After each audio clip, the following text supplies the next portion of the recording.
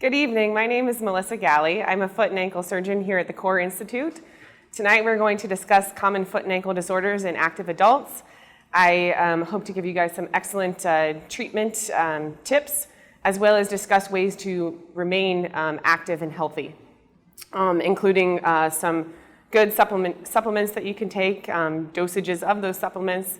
And at the end, we have already had quite a few questions. We appreciate those questions.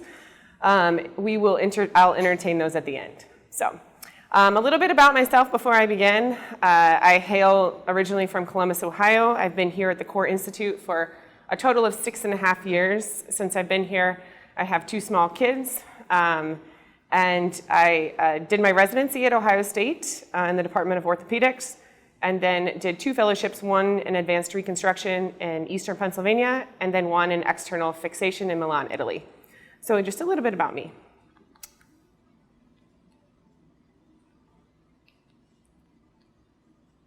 Technical difficulties, just a second. There we go. So we're going to discuss overuse injuries. So overuse injuries in the foot and ankle and anywhere in the orthopedic realm can affect muscles, ligaments, tendons, bones, as well as growth plates in the pediatric population.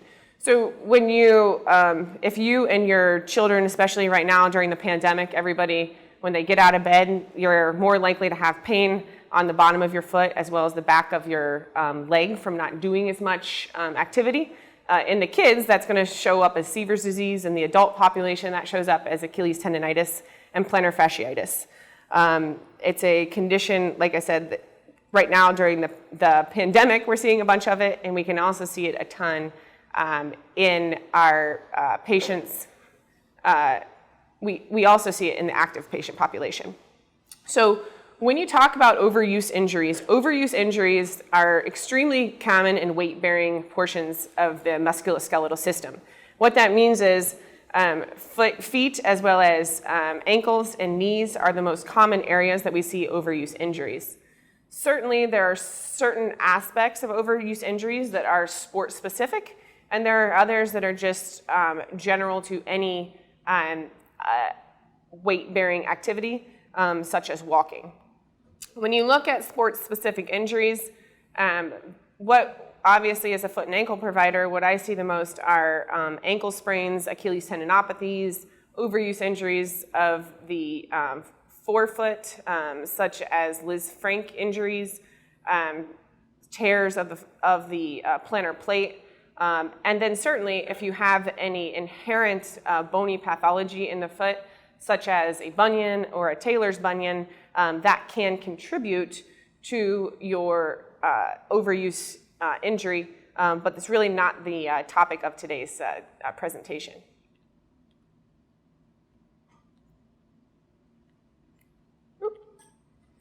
So overuse injuries account for more than 11 million physician visits per year in the foot and ankle realm. Why these are so important is that we ambulate on average of 1,000 miles per year. When you're walking, you do 4 times your body weight, so that's about 2,600 newtons. Impact activities such as running, anything where you're going onto both feet off the ground, such as a basketball layup or a backflip in gymnastics, that you impart 8 times your body weight when you come down on the ground. So when you're talking about dealing with pain, if you start to feel pain come on when you're doing overuse injuries, these are the things that you can control. How much weight do you continue to, how much do you continue to beat up your body during the activity that you're doing? So if you're feeling a lot of pain initially with a jog, for instance, what I would do is move to like a run-walk scenario so that for a portion of your workout, if you're trying to get in a certain number of steps or a certain mileage, that you're imparting less weight and less pounding on your joints during that activity. Why overuse injuries are so important in feet is that your feet act as a shock absorber. 1 million pounds of pressure are exuded on your feet in a 1-hour period of exercise. And again, if you're doing a faster pace or, like an Orange Theory or a CrossFit box jumps kind of activity, you're going to impart a lot more weight potentially if you're doing it at a fast pace. Tendons in specific for feet and ankle, they often, because they're the mobile adapters, you're going to impart a lot more pathology on the tendons as they hit the ground. So one of the things that we see with tendons is that almost every tendon where the tendon courses around bone, there's an avascular region to that tendon that has slow metabolism. And with 33 joints and 26 bones in the feet, there's a lot of coursing of tendons. So we do see a lot of tendinous pathology also in the foot and ankle from overuse injuries. Again, the job of your foot and ankle is to simultaneously be a strong foundation as well as a mobile adapter. So it's trying to grip the ground at the same time it's trying to help you make your next move, help you get down the court, help you if somebody's coming at you and you're the running back, make sure that you cut to make sure you're not going to get that tackle. So your feet are constantly having to adjust to changing environments, heights, loads. If you're specifically in the Phoenix area, for those that are joining us from the core Phoenix market, certainly if you do a lot of hiking or high elevation terrain, you'll notice that this is certain pathologies you may only notice on the going uphill, and other pathologies in your feet you may notice going on the downhill or when you're on uneven terrain.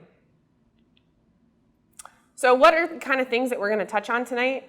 Number one is we're going to talk on sprains. Sprains are by far what brings the vast majority of overuse injuries into our office. The other things that we'll see are tendinitis, strains, stress reactions, stress fractures, insufficiency fractures, and I'll kind of get into that quick continuum as well. And then if you do inherently have some arthritis, you can see a lot of progression of arthritis, especially if you have a joint that isn't even. And what I mean by that is if you have, for instance, your ankle, you should have a nice, even parallel lines when you look at an x-ray. If you have a joint that's called an acongruent joint and you continue to impart a lot of activity, force through that joint, you're going to wear that joint out quicker. It's kind of like, I tell patients, it's always like a door hinge. Your ankle is a hinge joint.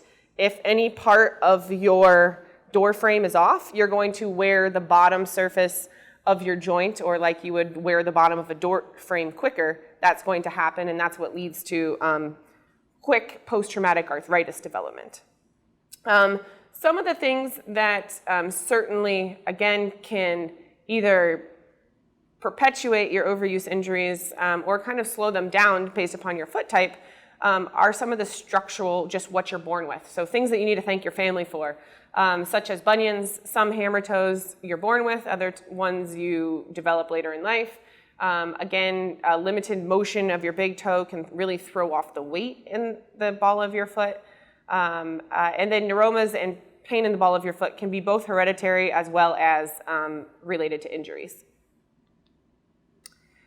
So again, the most commonly seen injury that we see in an acute setting from an overuse standpoint are definitely ankle sprains. Ankle sprains are on a large continuum here.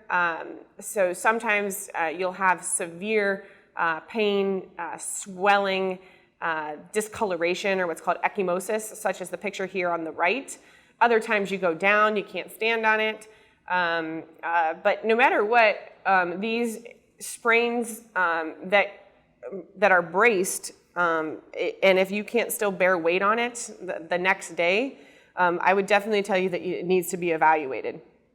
Also, when you sprain your ankle, there are certain bones in both the ankle as well as the foot that may be fractured, such as a Jones fracture, an anterior calcaneal fracture, and all those sorts of injuries definitely need quick attention so that you don't have any displacement of those fracture sites.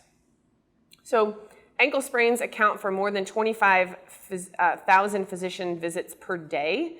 Most common is an inversion injury, or if you're walking like this, if you can see my feet, when you come in, this is an inversion injury. You also can, however, get your foot stuck in a pronated or an everted fashion, and that type of injury, honestly, if your foot gets stuck in that direction, you really need quick evaluation because you're more likely to have ligamentous damage that needs surgical intervention.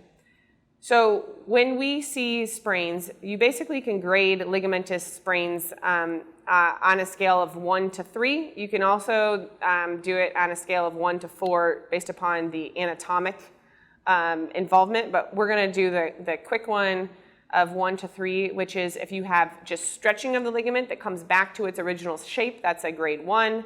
If you have partial ligamentous tearing, that's a grade 2. And if you have complete ligamentous tearing, that's a grade 3. Again, ankle sprains can be associated with both tendon tears, such as your perineal, as well as fractures of both the ankle and the foot. So these are all reasons why if you sustain an ankle sprain, it needs to be fixated. Again, there's lots and lots of ligaments as well as tendons. They also course above and below each other. So quickly identifying them on physical exam for a well-versed practitioner in the foot and ankle realm is pretty easy. However, we do see a lot of misdiagnosis from urgent cares. So just keep in mind that if you ever sustain an injury, we do have visits available on every single provider's template that you can be seen the same day as an urgent ortho. So you can kind of forgo going to an urgent care where you aren't necessarily going to have a musculoskeletal expert and instead come to a practice like ours that you're going to get the x-rays immediately read by a provider that's an expert in that body part. Again, when you talk about diagnosis of sprains, we want to know if you have a history of chronically spraining it. Is this a one-time event? Is this something that every time you walk over a little bump on the sidewalk that you just roll over super quick? That's going to sometimes dictate my treatment. When you talk about diagnosing them, we'll obviously take a very good look at your physical exam as well as get radiographs if indicated. We utilize an Ottawa protocol for that. And then if there's any question, if you're going to, most of the time we do not have to get MRIs. These are clinical diagnoses. However, if you do have severe pain going up your leg, particularly near your knee, that's indicative of a high ankle sprain that may warrant an MRI because we don't want a missed syndesmotic injury. But again, that's not typically indicated. So here's how I stress an exam. When you talk about treatment, no matter which grade you are, grade 1, grade 2, or grade 3, we immediately want to make sure that we control your swelling. So definitely all overuse injuries in the foot and ankle realm typically come with a lot of pain and swelling. Your feet are the bottom of the food chain. They're the foundation. We have to counterbalance gravity more than any other body part. So if you ever hurt yourself, the best thing to do is to take some anti-inflammatories, put yourself on ice, and I tell patients after surgery or just after injury, put your toes to your nose. You want your feet up as high as you possibly can so that you counterbalance gravity and you don't have to end up fighting the swelling. It is important to realize that when you are evaluated based upon the severity of the injury, that's going to also dictate how long a recovery time should be after a sprain. So once you do have ultimately stability back to that joint, that's when we initiate post-sprain rehabilitation protocols. This is super important for you to ultimately get your confidence back in your joint as well. Proprioception, which is basically knowing where your foot is and being confident that your foot is under you as you're going forward, is the hardest thing to get back after an injury.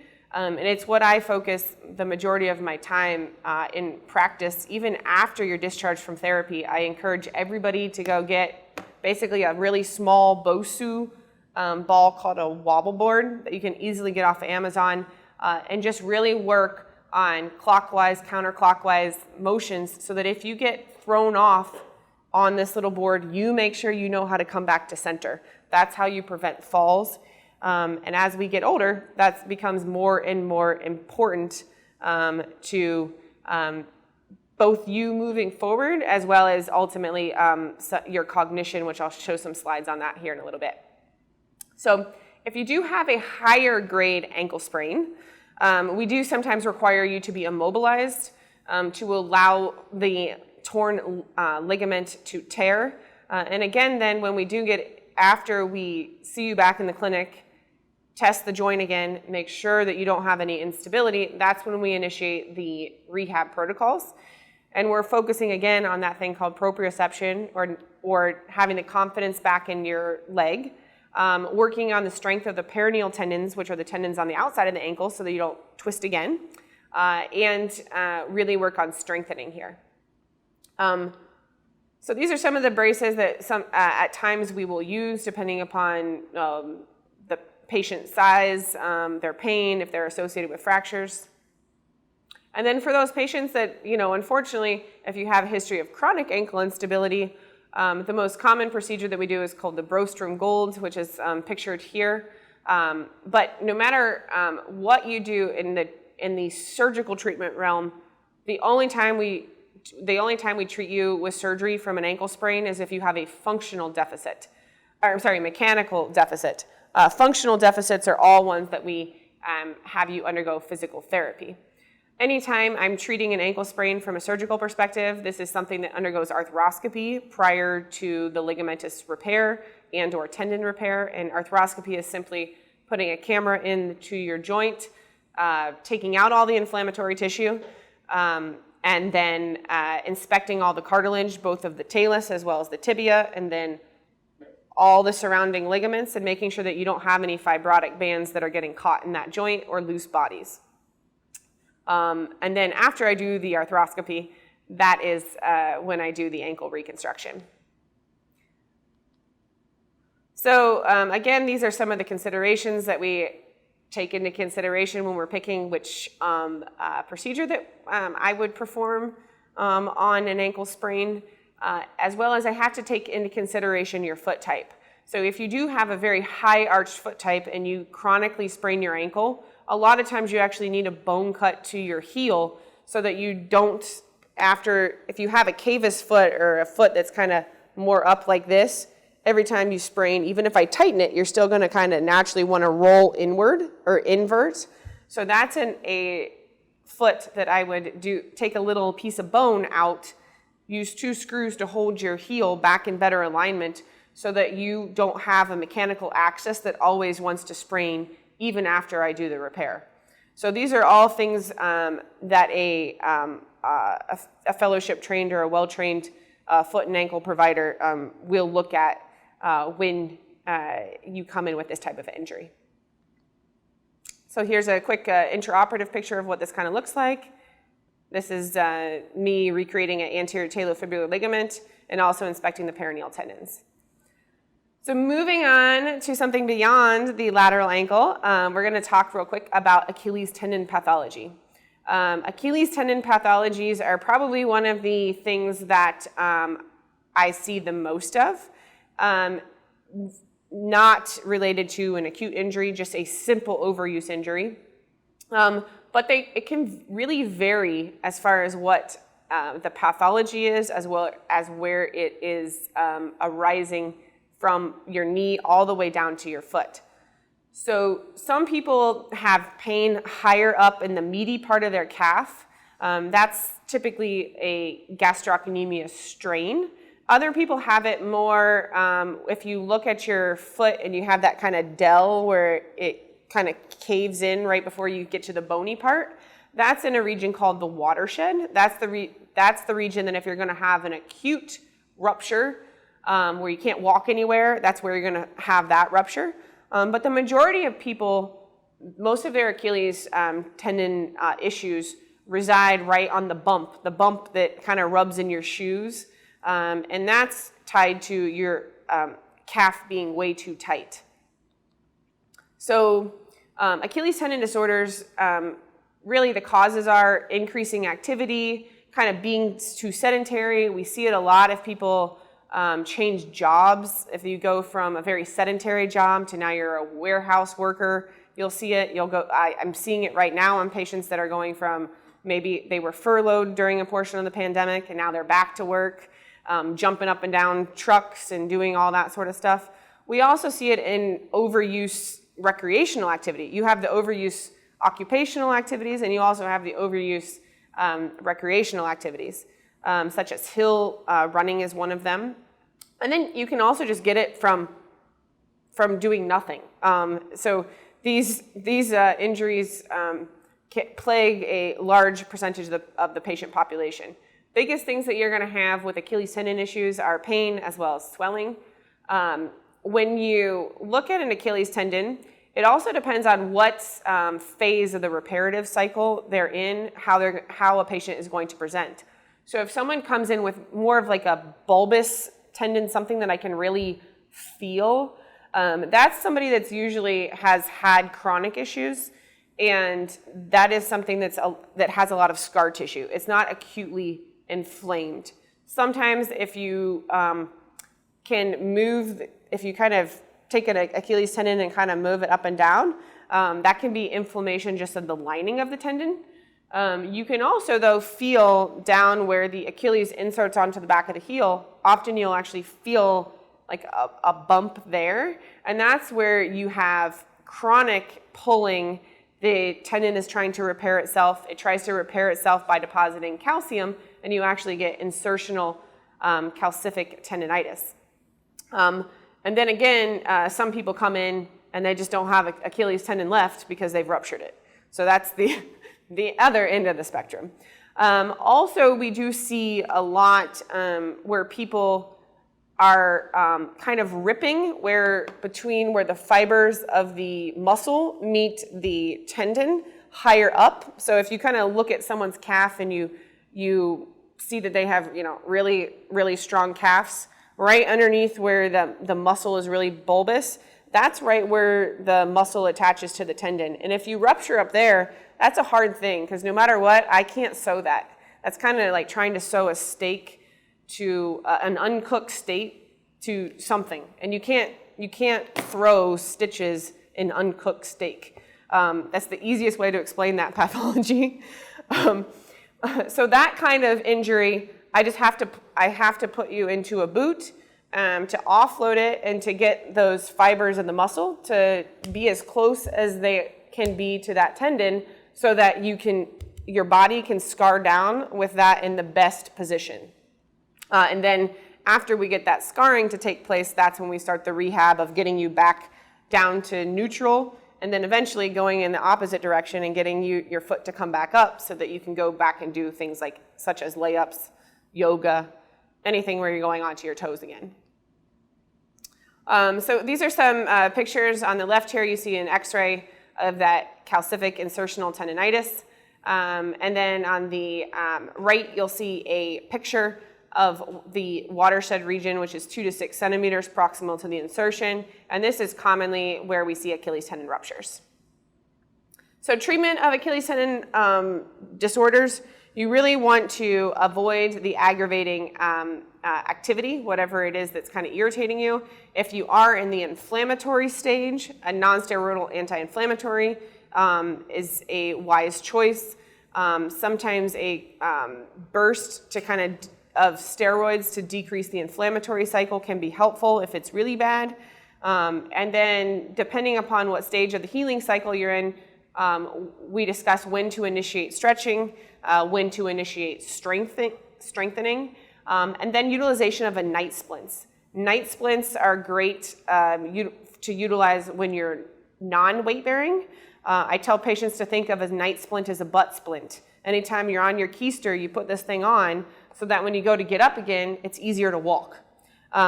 When you're walking, then for daily life, exercise, etc., to take away some of the weight of the Achilles, we'll have you wear a little steel post lift in your heel to take off the the strain and the constrain to your Achilles tendon.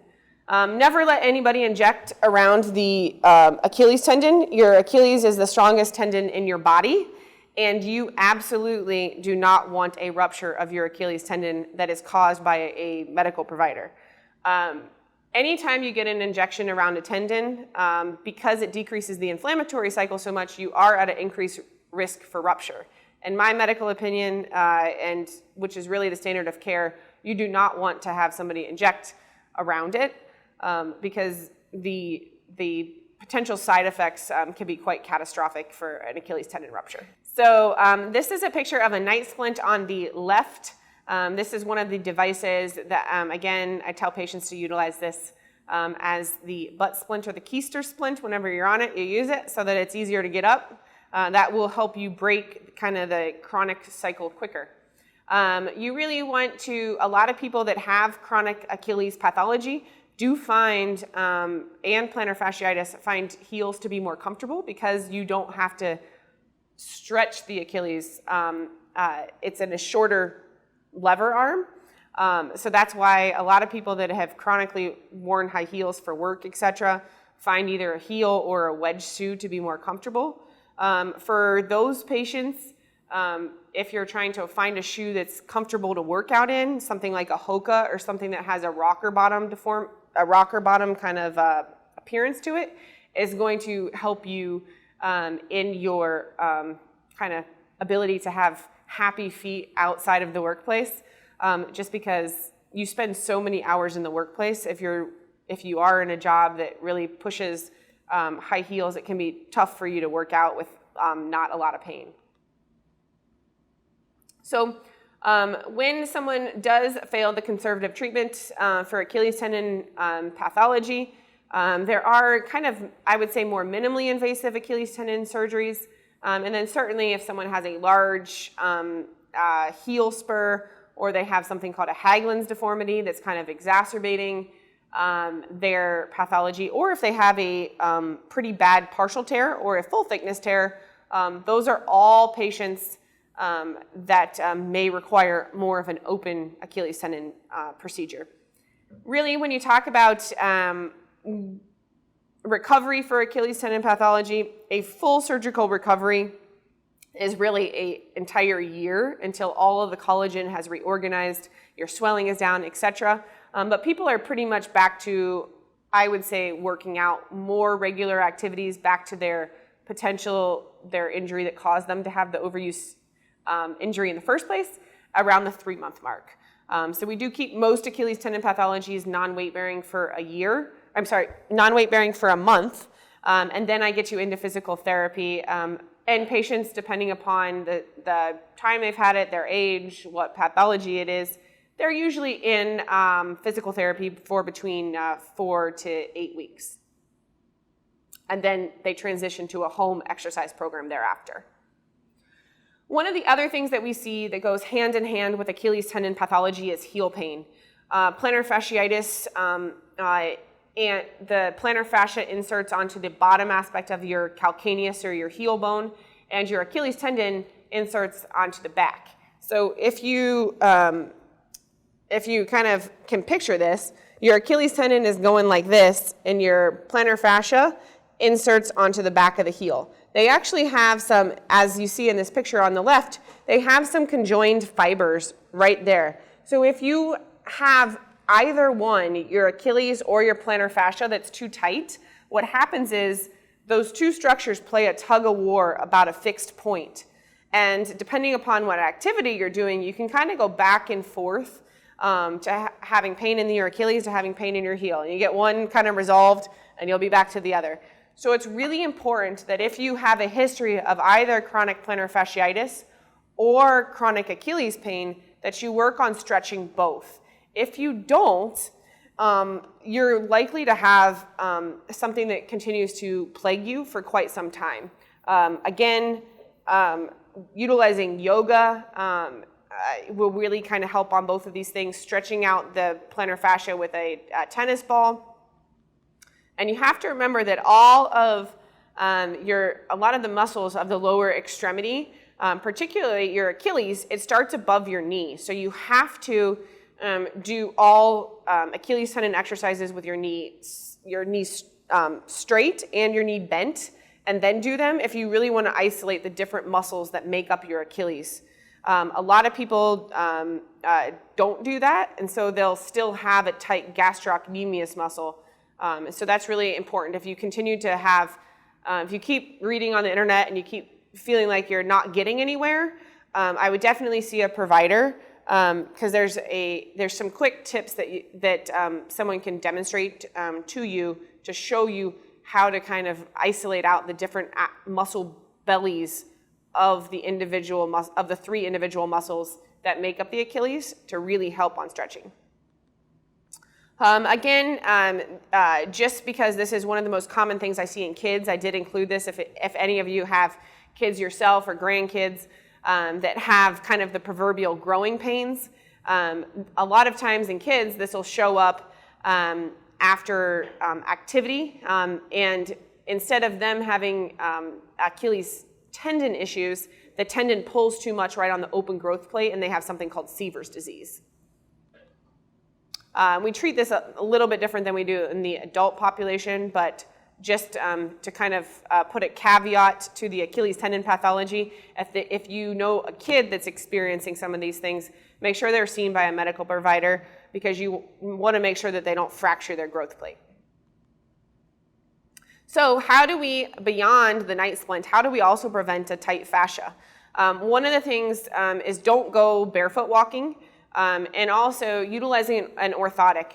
Whether it's an over-the-counter orthotic or a custom orthotic, by far in my practice, I recommend over-the-counter orthotics more than custom. Number one, they're a lot cheaper. You don't have to worry about insurance. If you don't like it, you can try another one for like $10. You don't burn any bridges really by trying a cheap over-the-counter one. People get very, very frustrated on a custom orthotic if it doesn't fit, if it's too hard, if it's this, if it's that. So only on certain cases would I recommend a custom one right off the bat. Certainly not my protocol. It's important that no matter which tendon or which part of your foot is bothering you, you really do, I cannot stress it enough, to treat the pathology. Don't ignore it. There's lots of evidence that's coming out from worldwide that we see that cognition and memory, as well as executive function, they're lost when anybody loses their ability to move. So make sure when you're talking about not only just overuse injuries in the foot and ankle, these overuse injuries, if you can't walk, have major ramifications on your life, your cognition, your ability to work, your ability to provide for your family, and ultimately your ability to remember and sometimes live independently. So please don't ignore if you are suffering from these. Moving on, we're going to move beyond the tendons and the ligaments to bony injuries.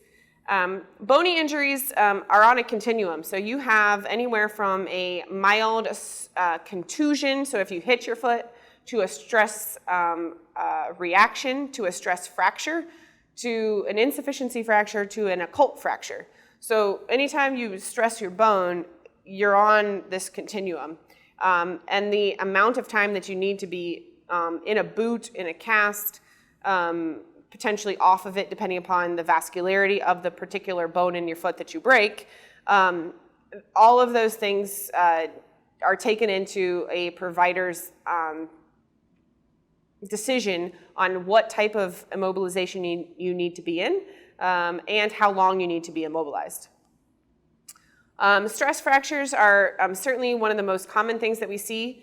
The problem with if you go to get an x-ray at an urgent care or even come to my office, if on the first 10 to 14 days, that x-ray is going to be normal. So it really is a clinician's clinical exam rather than an x-ray or what a radiologist has to say about your x-rays that denotes if we need to keep you off of it. If you do have signs for a stress fracture, most bones in the foot, I will keep people protected weight bearing for about 4 weeks unless they have a history of recurrent stress fractures to that area because the the bone may have a thicker cortex. So just kind of like we talked about in the beginning, if it's a stress injury, the best thing to do is to just remove the stress from the bone. So you can't stop working a lot of times if you don't have any time off of work, but what you can do is stop running or modify your activity. So if you really like to work out from a cardiovascular perspective, stop running, move to a bike, do a non-weight bearing exercise. If you have a Peloton or a bike that you clip into, instead of pushing down hard and your bottom of your foot hurts, pull more on the upstroke. Those are quick things that you can do to maintain your cardiovascular fitness, but keep your feet nice and healthy. Always, utilize ice. And even if you have hurt your foot, if you have to kick back from your foot's perspective, keep working out. You do your arms, do your abs, pick up some dumbbells. There's other things you can do so that you don't go mentally insane from sitting around. We see that a lot, both after injury as well as after surgery sometimes, depending upon the recovery time for a certain surgery. So again, my job is to make people active for the long run, but keeping them active and healthy from a mental standpoint while they're recovering from their overuse injury or after a surgery. I'm going to quickly go through some of the other stuff that we have to talk about. If you do have painful forefoot overloading, I do sometimes give cortisone injections depending upon which aspect of the foot, and if we make sure that you don't have any cartilage pathology or bruising prior to injection. So when you talk about adult injury prevention, some of the ways to prevent yourself from getting hurt in the first place, regular weight-bearing exercise. So do resistance type exercises. That, again, will help cardiovascular. It helps from a social perspective as well as a psychological perspective. And it keeps you nice and strong, so physically as well as mentally. Stretch, strength, and again, work on balance activities. If you are, particularly like a postmenopausal lady, or a guy that maybe has just retired and is trying to find his new workout regimen, I would also kind of encourage you to focus on working some balance activities into your daily workout regimen so that you continue to live a healthy, productive, and a non-scared life as you age. One of the things that can also help from a bony perspective, keeping your bones nice and strong, make sure you're taking enough calcium. Remember that the body can only absorb so much calcium at a time. So, just increasing dosages of medications is just going to mean your urine, if somebody collected it, would be worth a lot more money than the other guys. You can only absorb 500 to 600 milligrams twice per day. The rest of it you would pee out. So again, depending upon your age, this chart kind of shows you how much calcium you should be taking. And from a vitamin D, for most people that get regular sun exposure, you need only between about 400 to 800 additional international units per day. There are certainly, however, people that need much higher dosages to keep a serum level of vitamin D3 that is therapeutic. So if you haven't ever had a vitamin D test done, you want this done. You want to maintain a vitamin D level between 30 and 100. And particularly if you're a postmenopausal lady or an older gentleman here, or post-hysterectomy, any reason that your menses have kind of been altered, I would definitely recommend that you get a baseline vitamin D level. Sun exposure is also a great way to get vitamin D. On average, you need about 15 minutes 3 times a week. If you are utilizing the sun as your source of vitamin D, you do need to go during the high exposure times, such as 10 to 3. And you don't want to use any SPF greater than 8. SPF greater than 8 will block your ability to make vitamin D. There's also great nutritional ways that you can get vitamin D if you don't want to take it in a vitamin. You can take it naturally, salmon, swordfish. You can do cod liver oil. Never tried it. I don't know. I would personally go with the eggs or vitamin D milk or yogurt, but these are all options. Supplements, when you're talking about if you do prefer to take it via supplements, vitamin D3 is the most effective and the safest. And remember to look for things that say USP on it. United States Pharmacopoeia on the label is the kind of the gold standard voluntary purity screening program. But just remember that none of these supplements are regulated by the FDA. So it's very hard to get great data that compares one to the other. Vitamin D deficiencies is huge and has lots of ramifications, not only on your bones, also on your cardiovascular and your cognition.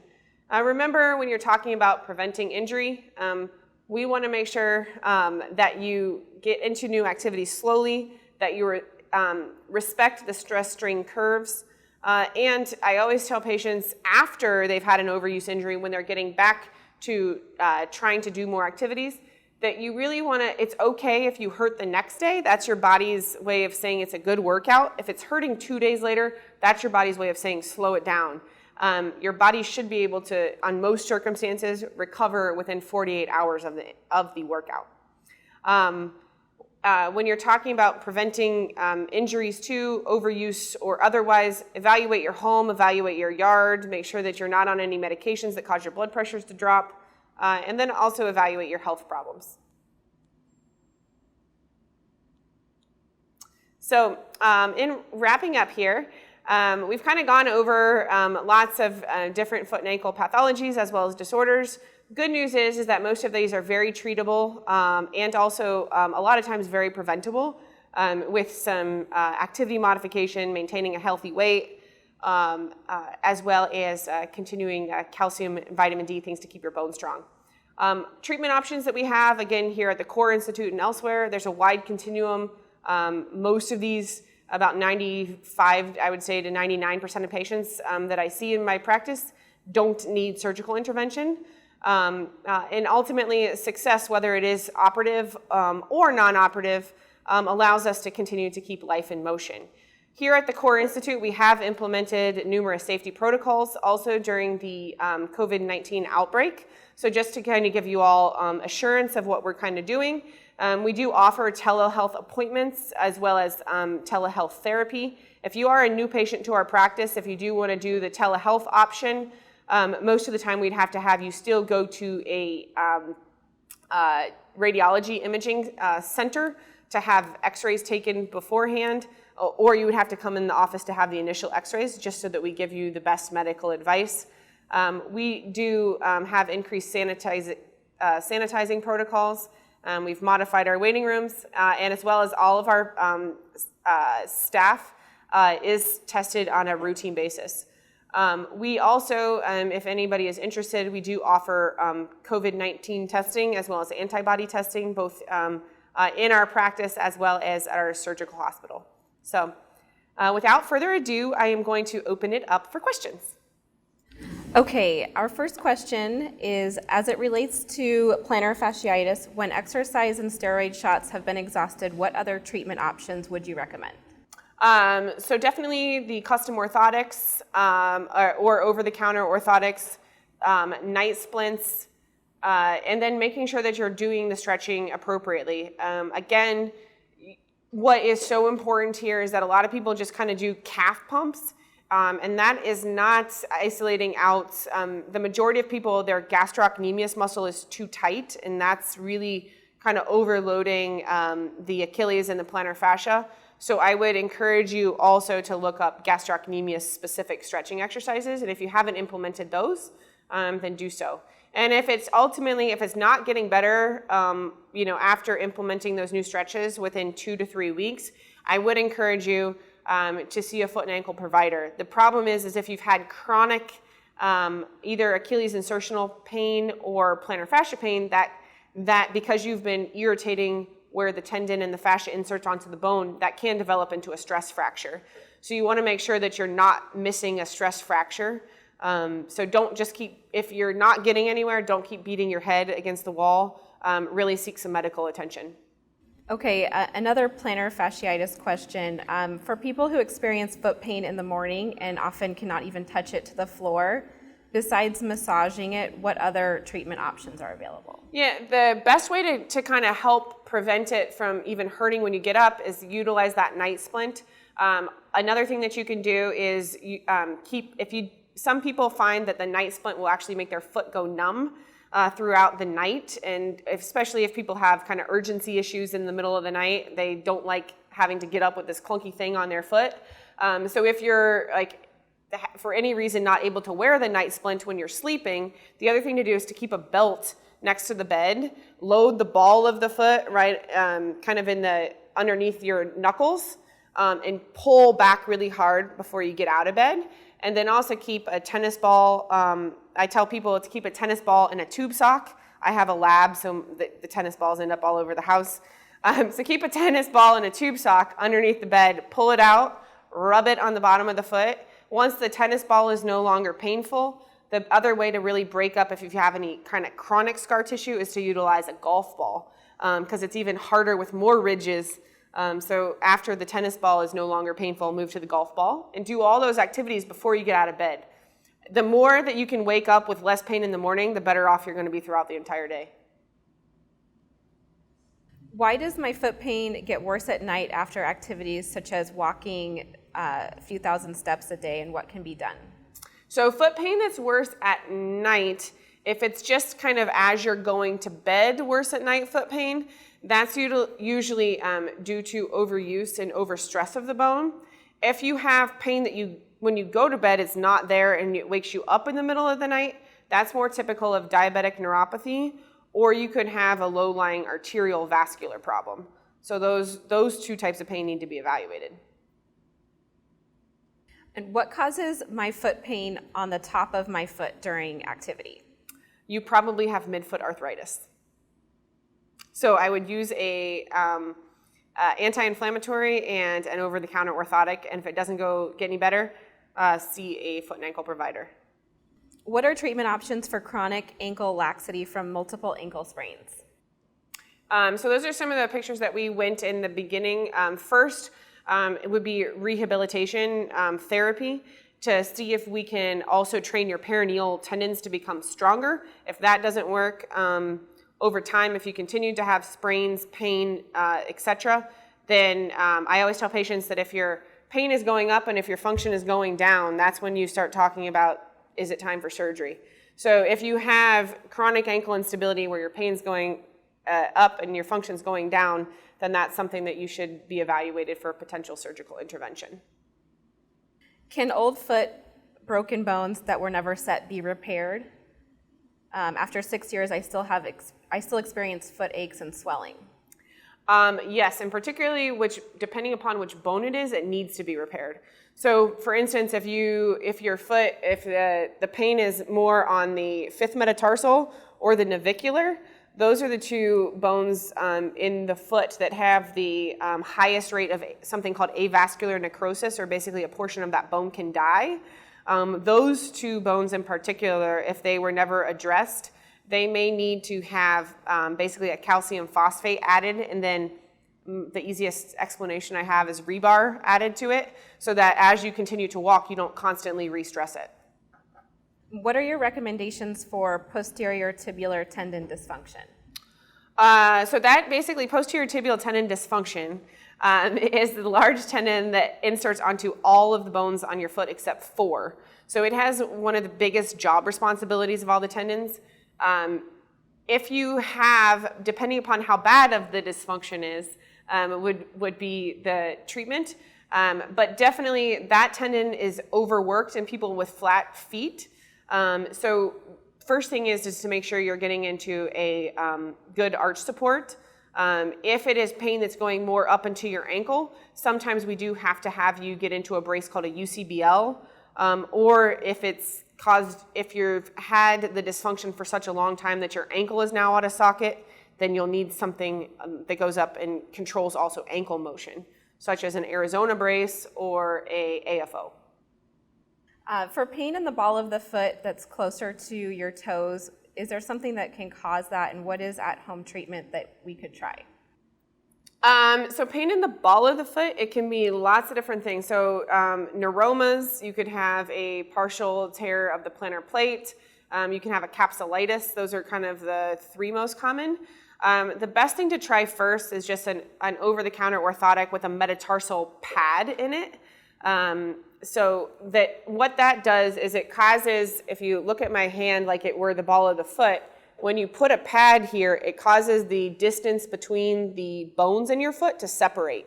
So it basically gives you more room, and it creates less of a space-occupying phenomenon. If you put a pad in the ball of the foot, and then I would also recommend that anytime you have irritation in the ball is to go to a wide shoe for a while to see if you just decrease the amount of external pressures, if you allow the internal pressures to kind of resolve themselves. And if it doesn't improve, then definitely be seen. Can you explain what causes neuromas? Most people that have neuromas, it can be from a trauma, but more than likely it's usually foot structure. So some people just naturally have a narrower space between those metatarsals, like I was just discussing. The nerves run like the letter Y between the ball of your foot. So if you have any irritation that is affecting two adjacent toes, that's pretty much a neuroma, because that's the only structure that goes to half of two toes. So if it's, whether it's numbness, whether it's pain, whether it's swelling, if it's going to half of two toes, it's usually a neuroma. The best thing for that and the fastest way to decrease the pain and swelling with a neuroma is a steroid injection. And then if that doesn't work, you can also have a sclerosing injection, which basically causes the nerve to shrink up. And that's another option before you start talking about surgical removal. What is the best way to treat arthritis in the foot joints? So it depends on how bad the arthritis is, and it depends on which one. But again, for most arthritis, the best thing is kind of supporting the joints so you're not stressing them as much. And that would be with a over-the-counter orthotic, taking an anti-inflammatory. And if those things don't help, then I would suggest either steroids, or if you have large cysts that have already formed in the joints, or basically potholes, really there's not going to be much other than usually you're talking about either fusion or replacement at that time. Is PRP a viable treatment for a ruptured Achilles tendon that was caused by the antibiotic Levaquin? So if you have a ruptured Achilles tendon that is still displaced, the answer would be absolutely not. Because if there's a gap within the tendon, then that's not going to help the two ends of the tendon get together.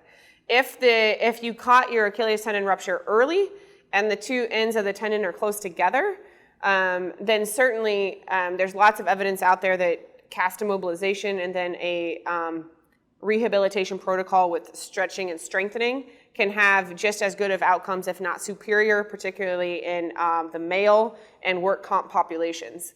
So certainly PRP can help. It's not covered by insurance. So there's that cost component to it. We do have, I don't personally do PRP, but we do have a provider here, John Kearney, who is very good at doing PRP, and he does it pretty routinely. So if that is something that interests you, we do have providers that do that service. What is the treatment for turf toe?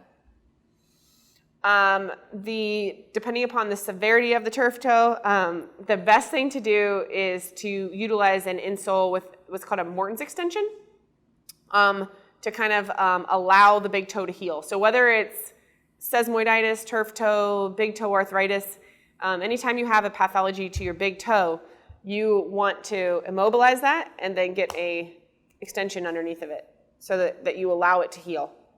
And then, again, rehab it after, because it's important to balance. All right. Well, thank you, Dr. Galli. That concludes our question and answer session. Yes. If we can ask everyone to stay on and take a short survey, we would greatly appreciate it, and we hope you enjoyed our seminar this evening. Thank you guys for joining us, and everybody stay safe out there.